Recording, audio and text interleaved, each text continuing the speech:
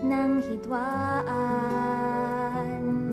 Mayroong biyaya at pag-asang alay sa bawat kapwa, at ang mundo ay gagawing isa.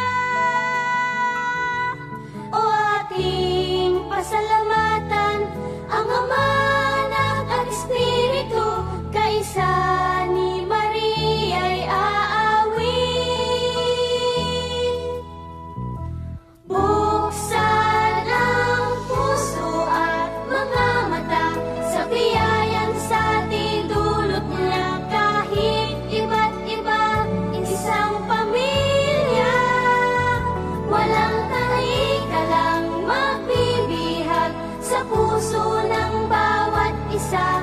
Pag-ibig at pag-asa ang madarama, panahon ng dakilang saya.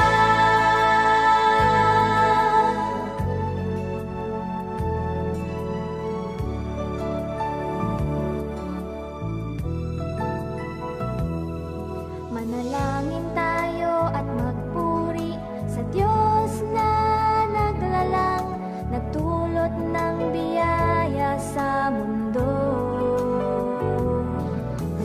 Liligaw, gabay ang dulot, at ilaw siyang magniningning.